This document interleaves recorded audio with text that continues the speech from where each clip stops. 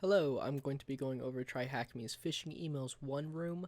Just like my other videos, this is going to be more of a demonstration than an explanation. However, I will briefly go over the text that you'll see in the modules. So let's go ahead and get started. I'm going to go ahead and start the machine, and while that machine is booting up, we'll go through the introduction. It talks about how spam and phishing are common social engineering attacks, and that this room is going to focus on email as the attack vector. Here it gives a little bit of information just about what spam is, which we should all be familiar with, and that the first email classified as spam dates back to 1978, and if you go to this link, it'll explain why. It also talks about how an organization can follow all of the recommended guidelines, but all it takes is one person to click on a link or download and run a malicious attachment, and that could get somebody into your network. It also talks about how many products help to combat spam and phishing, but realistically, emails can still slip through the cracks. So let's go ahead and do the questions. It doesn't look like there's any questions for us to do. I'm still waiting for it to boot up, but let's go ahead on to the next task. This module kind of describes about what an email address is and what it is comprised of. It was created by Ray Tomlinson, and it dates back to the 1970s for ARPANET.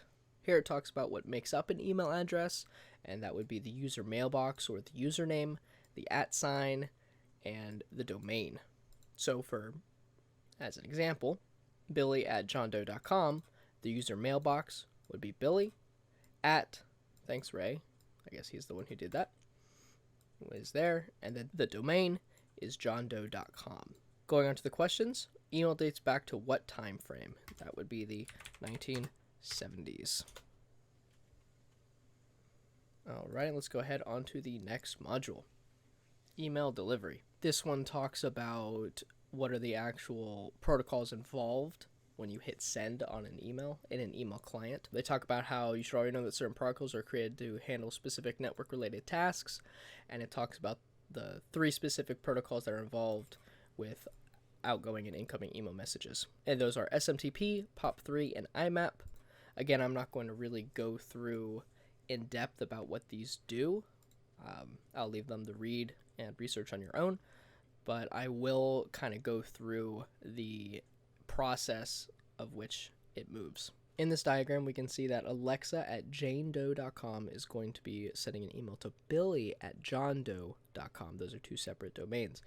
It looks like Alexa is composing it in her favorite email client. After she's done, she'll hit the send button, and that'll send it over to the SMTP server. And the SMTP server will then send it to the DNS server because it needs to determine where to send Alexa's email. So it needs DNS information on johndoe.com.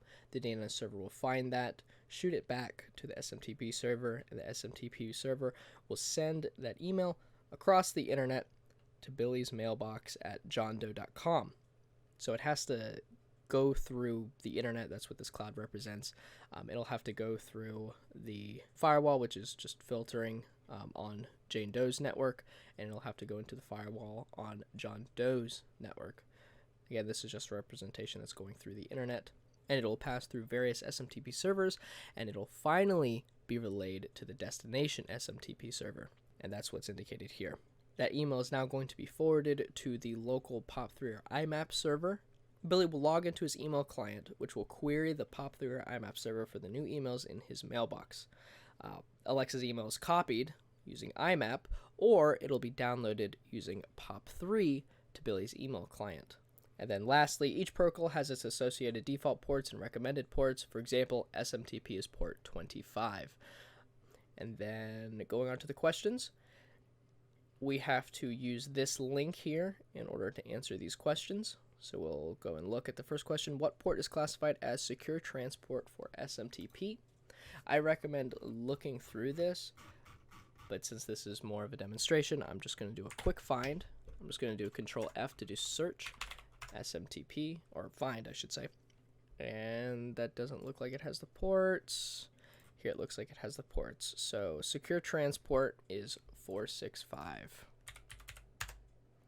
And then what is secure transport for IMAP? Again, I'm going to Control F, do IMAP. IMAP secure. It's still not giving the port. Going through. Here it is. Secure transport is 993. And was secure transport for POP3. We'd actually see it right here. It's 995. I went a little fast there. We can see it right here. It's POP3, port 995. Moving on to the next module, we're going to actually start looking at emails. So test 4 is email headers. It talks about how we know how an email travels now, and it's going to talk about how there are two parts to an email, the email header and the email body. And it says that the syntax for email messages is known as the internet message format. These are the main fields that you would need to know: the sender's email address, the subject, the date, and the to. Those are all very, very important to look at when determining whether an email is phishing or not. It talks about how, depending on the email client, whether it's a web client or a desktop app, the steps to view these email header fields will vary, but the concept is the same. And in the images below, it shows how to view the raw information. And then here is a snippet of the actual raw message. And it also does note that not all of the information is there. If we go into email1.eml on our machine, which should be ready now. So let's show split view, make it big screen. And we go into email samples at email1.eml. I'm just going to make that full screen. We can actually see just by scrolling down that it has a lot more information than was shown in that screenshot, and I'll let you go through that.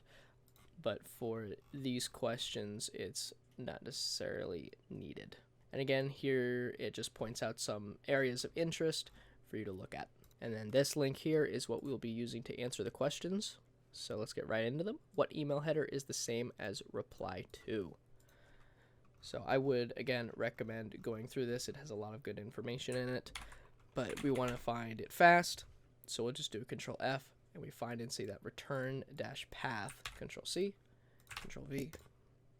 We find the return path is the same as reply to. Once you find the email sender's IP address, where can you retrieve more information about the IP? If you scroll to the bottom here, you can see that once you find the IP, you can search for it here. Copy link address, paste. That's the answer. I'm going to show you it real quick just so you can see what it looks like. It looks like this. All right, going on to the next task, we have task 5, email body. And this room does a very good job of showing you step by step the HTML of the email. And it'll be different for other webmail clients, but it does a good job of kind of showing you what it looks like. And going on to the questions, in the above screenshots, what is the URI of the blocked image? If we scroll up here and look here, we can see source https i.imgur.com. That is going to be the answer. https://i.imgur.com. All right. In the above screenshots, what is the name of the PDF attachment? So for that, if we look here, we can see that the PDF name is payment-updateid.pdf. So payment-update.id.pdf. Okay, in the task virtual machine, view the information in email2.txt and reconstruct the PDF using the base64 data. What is the text within the PDF? So we have to go to the virtual machine and look in that email sample. And what I'm going to do is I'm going to do Control A, Control C to select everything and then copy it. And then I'm going to make a new document. I'm just going to call it email2 base64. Let me make sure that that's a .txt. I'm going to open it up and paste all that information in. And then I'm going to get rid of these two lines here. This is all base64, so we are going to have to decode it. And there's a couple ways that we can do that. I'm going to show them to you. I'm going to do Control S to save those changes. The first way I'm going to show you is through CyberChef. So if you just open up Internet Explorer, it'll automatically open for you. If you go over here, from base64, scroll it over, and we're going to open a file as input. And that file is going to be our email to base64.txt. And we're going to save that output to a file. And we're going to open that file up after saving that output. And we can see that this is the flag. Copy, and I'm going to use this to just copy again, paste, submit. So that's one way of doing it. There is another way of doing it that I'm going to show you right now. This is going to be using the terminal if you want to look cool to your friends. So first we're going to have to go to this file location. So properties, this is the file location, so we are going to Control C, and we're going to cd into that, paste, to my arguments, so cd /home /ubuntu, whoop, let's try that, and then cd email samples,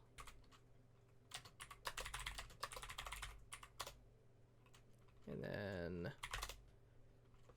okay, what we're going to do is we are going to base64-d, which is going to decode, and we're going to decode that email to base64.txt file, and we're going to send that to, we'll name it email to test.pdf, and run that command, and what that will do is it will make a PDF document of the decoded base64, and we can see we get the same thing as we did from using CyberChef. Those are just two different ways that you could do it. Either one works. Anyway, moving on to task 6, types of phishing. This just goes over the different types of phishing that you might see: spam phishing, spear phishing, etc., etc. And it also goes into some of the typical characteristics that phishing emails have in common. And it gives us a reminder here that when dealing with hyperlinks and attachment, you have to be careful not to click on them, and that's why they should be defanged. And it gives us a link to read more about that technique. Anyway, it wants us to analyze the email titled email3.eml within the virtual machine and answer the questions below. And it wants to note to us that Alexa is the victim and Billy is the analyst assigned to the case. Alexa forwarded the email to Billy for analysis. So let's get started. What trusted entity is this email masquerading as? So first, I'm just going to go ahead and close all of this so we get a fresh start. Let's take a look. Let's open up email3.eml. Who is this email masquerading as? So we could probably look for the sender. It's from, it looks like it's all gibberish, so what we are going to do is copy that. We're going to go to CyberChef, and we're going to decode this because that is base64.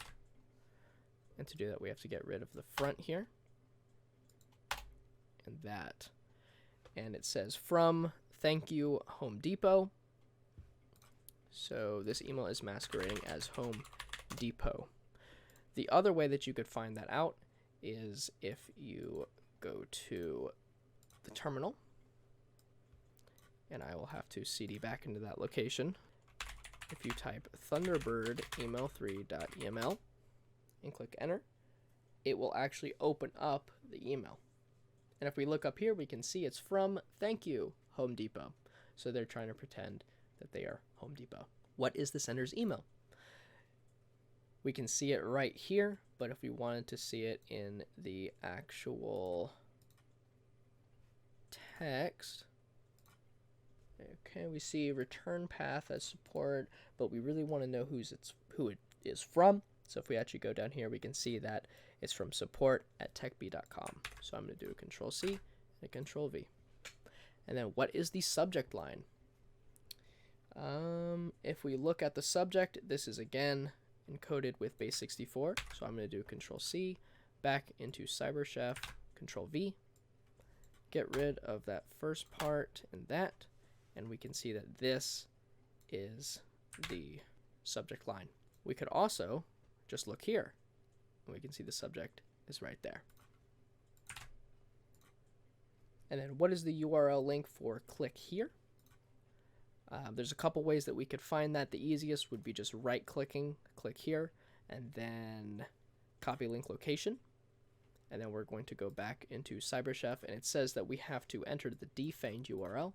CyberChef has a operation for defanging URLs. So we will just paste that in there. Maybe. Let me try it one more time. And then Control-C, Control-V, and submit. And there it is. If you want to find it in the actual data, the fastest way to find it would be looking for click here. So Control-F, click here. And we can see that this is where it appears, and right below it is the link. And we'd have to use CyberChef to defang it, but that's another way that you can get the initial URL. Moving on to the conclusion, it just wants to tell us what BEC, Business Email Compromise, means, and it gives a kind of quick summary of what we did in the room. What is BEC? Business Email Compromise. And there we go. We have completed the room. This room was, just like my other ones, a little more on the demonstration side than explanation side, but I hope that it was helpful for you, and I hope that you have a good one.